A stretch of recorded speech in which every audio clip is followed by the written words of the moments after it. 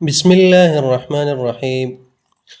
دوستانو، نن چې دی په ایکسل پروګرام کې درته یو مهم کار ښیم. هغه دا چې مطلب تاسو سره یو کیش بوک یا د افغانیو حساب دی، مطلب چې څومره افغانۍ تاسو سره راځي او څومره چې دی بیرته ځي، په کم تاریخ راځي، او ډسکرپشن کې مطلب ته فرضاً معلومات لیکي یا د هغه نفر نوم لیکي چې چا طرفه تا ته پیسې راغلي دي.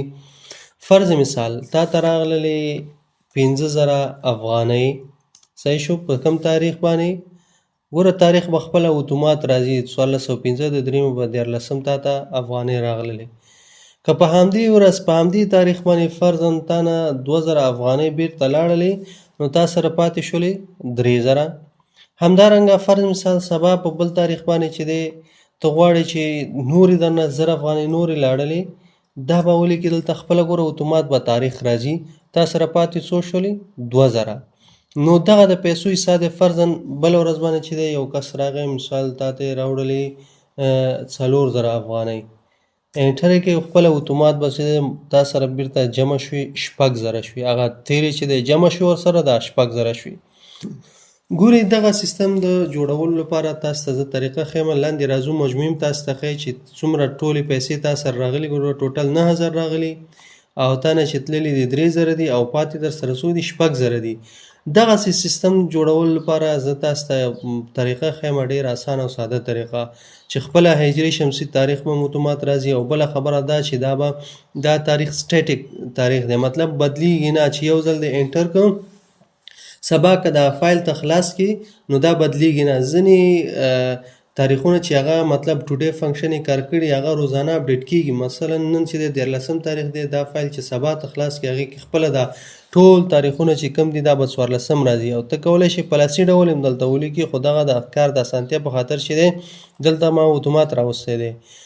نو که چېرته غواړئ چې په دغه فایل جوړولو باندې ځان پوهیږئ، په دې فارمولو باندې ځان پوه کړئ، نو دا ویډیو تر پایه دقیق وګورئ او لومړی دا ویډیو شیر کړئ د ملګرو سره تر څو هغوی ته هم ورسیږي. راځو د جوړولو طریقې ته. تاسې به راشئ دلته.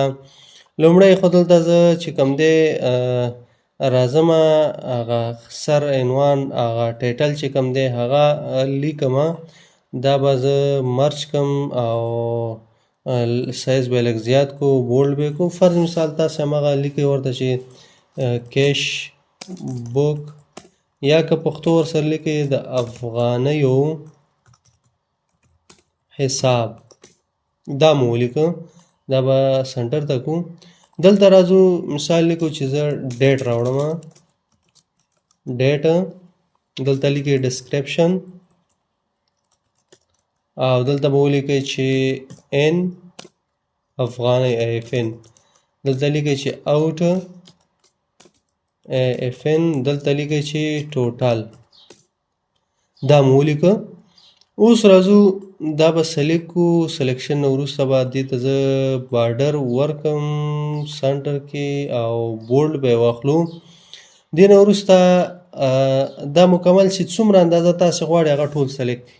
فرض مثال چې هر څومره ریکارډونه جوړول غواړئ تاسې هغه اندازه یې سلیکټ کړئ. دلته آل بارډر ورکړئ او دې ځای نه راشئ دلته لاندې دغه دواړه سیلونه چې کوم دی دا مرچ کړئ، دې کې ولیکئ چې ټوټل. صحیح شو. دا مو ټوټل کړه. دلته به ولیکئ ایکول سم. سم نه بعد چې دی دغه کم د ان کالم چې کوم دی دا به ورته تاسې سلیکټ کړئ. صحیح شو. او صرف دغه سلیکټ کړئ، دا فارمولا فنکشن چې دی په دې باندې اپلای کړئ. دې خوا ګوره دا ټول مکمل، دا به اوټ چې کوم دی دا به موږ ته جمع کړي، او دلته به راشو دې ټوټل کې چې کوم دی دلته به مساوي ولیکو.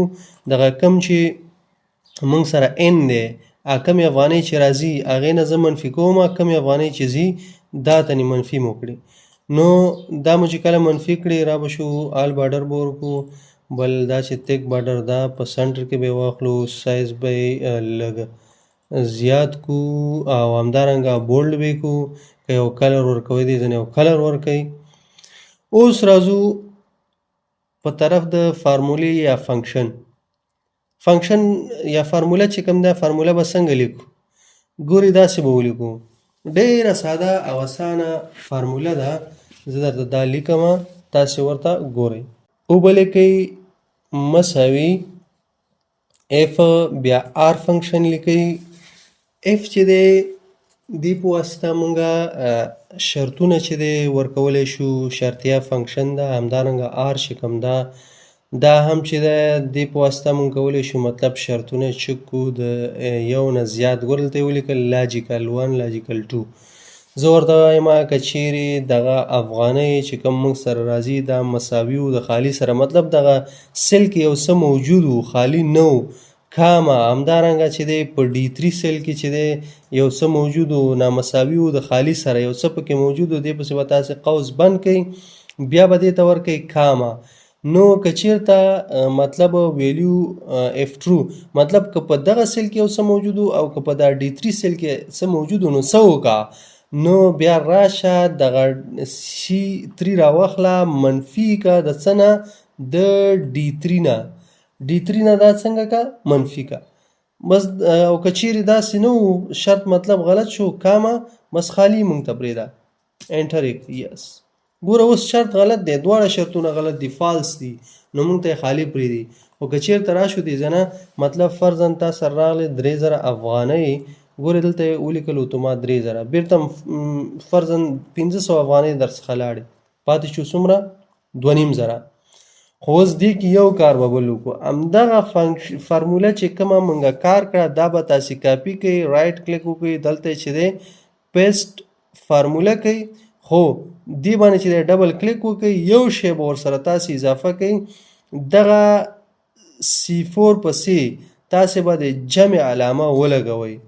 کله مو چې د جمع علامه ولګوله دغه E3 چې کوم دی دا به تاسې ورسره جمع کوئ، یعنی دغه د C4 کې چې دلته کوم انکم مونږ سره راځي دا راواخله او دغه E3 کې چې مخکینی کم پاتې باقي هغه دواړه جمع که او دغه D3 کې چې کم راځي دا تنې منفي که. نو کله چې دا منفي کې تاسې به دا انټر کړئ.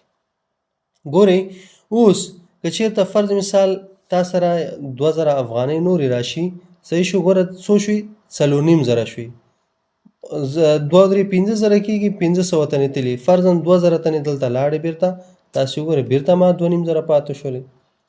همدارنګه فرض مثال دلته چې دی 5000 تا سره راغللې، صحیح شو، دلته چې دی 1000 بېرته چې دی څنګه شوي تا نه لاړلې، خو دا فنکشن مونږ دلته لاندې نه ده اپلای کړی، تاسې به دې ځای نه دا داسې ډریګ کړئ، داسې به یې ونیسئ دې کونج نه او تر دغې ساحې پورې به تاسې دا اپلای کړئ. اوس به تاسې سره اتومات چې دی څنګه کېږي دا ګوره مونږ 50000 لیکلي ځکه دا یو 50500 راغله. اوس دا مسله خو حل شوه، راځو د تاریخ په طرف باندې. تاریخ به څنګه راوړو؟ ډېر ساده او اسانه، تاسې په لاسي ډول دلته لیکلی شئ، خو که وایي نه چې اتومات دې راشي، اتومات دپاره داسې لږ کار غواړي، تاسې به دې ته ښه متوجه شئ تر څو چې دی پوه شئ ورباندې.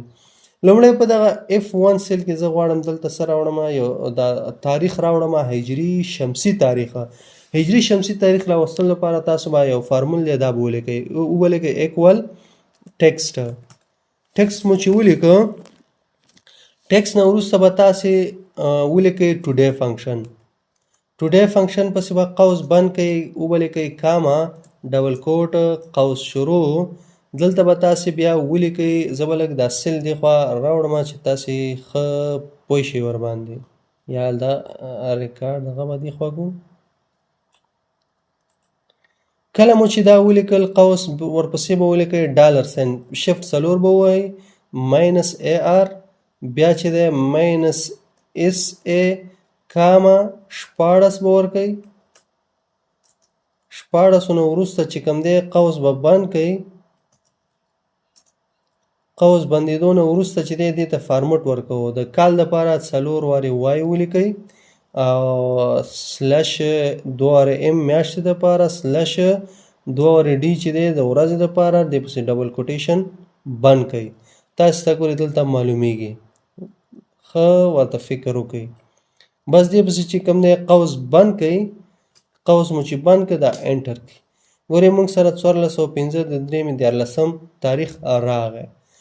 اوس راځو دلته یو فارمول دی موږ سره دغه فارمول چې کوم دی دا راوړو او دلته اچو. زه دا فارمول فعلا دپاره زه را کاپي کوم او تاسو ته چې دی دا به په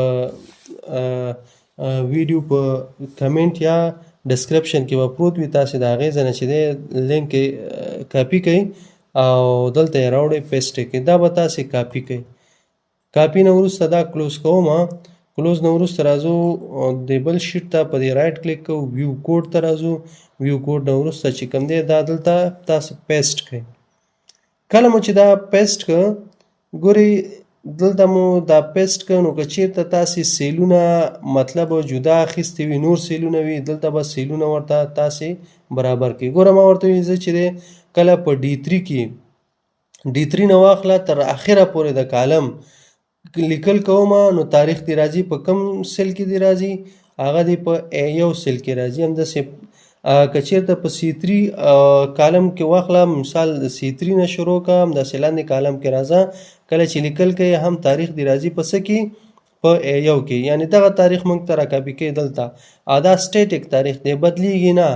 مطلب چې نن دا تاریخ تا ولیکه بس دا به خپله اتومات ثبت شو، آینده کې چې دی دا نه بدلیږي، مطلب اتومیټک چینج کېږي نه، ډاینامیک نه دی. نو همدارنګه دلته چې دی ګوره دا A کالم ورکړی F1 نه چې دی دا راخلي کاپي کوي A کالم کې اچي. نو په دې طریقې سره دا به تاسې ثبت کوئ. ثبت نه وروسته چې دی دا کلوز کوئ. اوس که چېرته زه همدې کې ډبل کلیک وکړم یا لاندې نور راځم دلته ګوره دا تاریخ موږ سره راغی. صحیح شو؟ دا به لږ داسې کوو یا دا کنټرول A سره سلیکټ کړئ، شرینک ټو فټ ووهئ، راشئ الاینمنټ ته دلته دا شرینک ټو فټ دا مو چې انتخاب کو اوکې کوئ. بس دا هر یو به په دې خپل دغې کې سازېږي. فرضاً دلته تا سره راغلی 12,000 افغانۍ یا 1000 افغانۍ، دا ګورئ دلته خپل اتومات تاریخ راغی. فرضاً په دې بله ورځ تاسو نه چې دی پیسې لاړلې څومره، فرضاً تا نه بله ورځ 1500 روپۍ لاړلې، انټر یې کړئ، ګوره اتومات تاریخ راغی. که ځینې کسان ووایي چې د مطلب ذهن کې پوښتنه ورسره راشي چې د ان او د اوټ تاریخ باید جدا جدا وي، نه، ځکه مثال تا سره په دې تاریخ ان پیسې راغللې اتومات تاریخ ولیکل شو، په همدې ورځ درنه پیسې لا نه ړلې خو سبا به ځي، سبا چې دی فرض مثال 2000 روپۍ دې ځای نه درنه لاړلې خپله د سبا ورځې تاریخ به دلته راشي. خو که چېرته غواړئ دا فایل سیف کوئ تاسې دا فایل سیف ته به راشئ. مثال زه راځم فایل ته دا سیف از کوم ځکه یو ځل دا سیف دی. سیف نه وروسته ته چېرته سیف کوې براوز ته راشه، براوز نه وروسته چې کوم دی هغه ځای کې سیف کوې تاسې به دلته دغه سیف از ټیپ ته راشئ. دا دویم چې کوم دی ایکسل میکرو انیبل ورک بک ډاټ XL SM دا به واخلئ، ځکه دا په د خپل اولني ایکسټنشن کې چې دی دغه کم میکرو یا کم کوډ چې موږ ولیکه د تاریخ لپاره هغه بیا نه سیف کېږي، تاسې ته تاریخ بیا نه راځي، نو تاسې به دغه دویم کې چې دی دا سیف کوئ. نو په دې طریقې سره موږ کولی شو چې دغه فارمول برابر کړو. که ویډیو مو خوښ شوي ویډیو لایک کړئ، د ملګرو سره یې شیر کړئ او دغسې معلوماتي ویډیوګانو لپاره زموږ یوټیوب چینل سبسکرایب کړئ، همدارنګه فیسبوک پاڼه فالو کړئ، ویډیو خامخا شیر کړئ. مننه، خوشحاله اوسئ.